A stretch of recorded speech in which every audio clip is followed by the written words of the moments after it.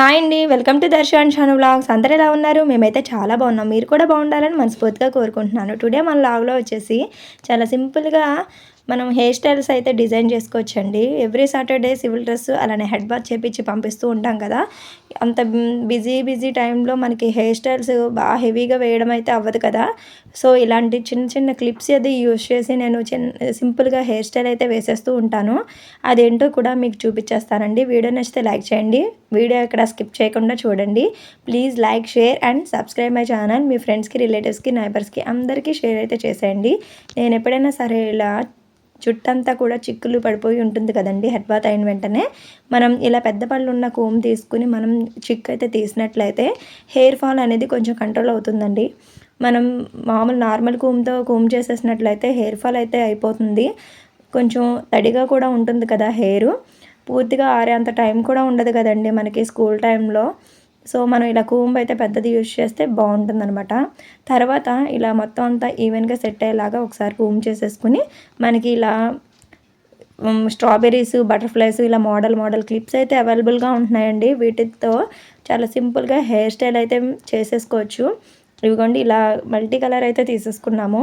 వీటితో చాలా రకాలుగా మోడల్ జడలైతే వేసేసుకోవచ్చండి. ఫస్ట్ ఈ వీడియోలో అయితే ఒక జడ చూపిస్తాను.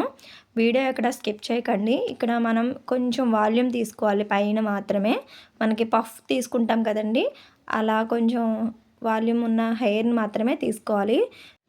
ఇవి మన ఫ్రెంచ్ మోడలు ఇవన్నీ వేస్తూ ఉంటే హెయిర్ కొంచెం డ్యామేజ్ అయిపోతూ ఉంటుందండి. మనం అవన్నీ అక్కర్లేదు. ఇలా సింపుల్‌గా వేసినా కూడా లుక్ బాగుంటుందండి. ఫ్రెంచ్ ఫ్లాటు ఇలా ఫ్రంట్ కర్వ్ తిప్పడం ఇవన్నీ కూడా కొంచెం హెయిర్ అనేది టైట్ అయిపోతూ ఉంటుంది కదా!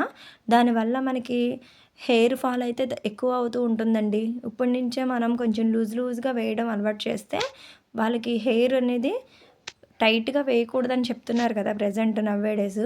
ఎప్పుడైతే వెనక్కి లాగుపెట్టినట్టు టైట్‌గా వేసేస్తుంటే హెయిర్ అనేది ఫాల్ అయిపోతూ ఉంటదండి ఇన్ ఫ్యూచర్‌లో. అందుకనే మనం కొంచెం లూజ్‌గా ఇలాంటి సింపుల్ మోడల్స్‌ని పిల్లలకి వేయడం అలవాటు చేసినట్లయితే వాళ్ళకి హెయిర్ ఫాలు అవ్వదు.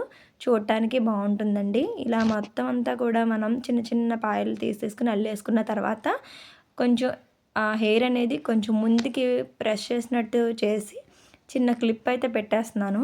అక్కడ కొంచెం పఫ్ లాగా వస్తుందండి. లూజ్‌గా ఉంటుంది. హెయిర్ ఫ్రంట్ హెవీ వాల్యూమ్ ఉన్నట్టుగా కూడా కనిపిస్తూ ఉంటుందనమాట. ఇలా క్లిప్ అయితే పెట్టేసుకున్నాను. మీరు ఆ చిన్న క్లిప్ ప్లేస్‌లో టిక్స్ కూడా పెట్టేసుకోవచ్చండి. బిగ్ సైజు టిక్స్ వస్తూ ఉంటాయి కదా! వాటిని పెట్టుకున్నా సరే మనకి అక్కడ స్టిఫ్‌గా ఉంటుందనమాట గట్టిగానే.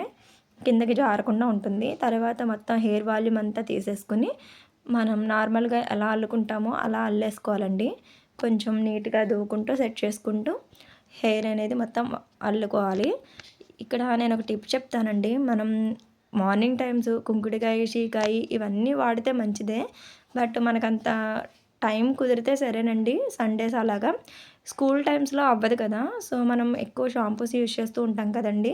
ఎప్పుడు కూడా ఒకే రకం షాంపూ అయితే యూజ్ చేయాలండి. ఒకసారి ఒకటి అలా కాకుండా ఏదో ఒక షాంపూనే మనం రెగ్యులర్‌గా పిల్లలకేంటి, మనమేంటి వాడడానికి ట్రై చేయాలనమాట.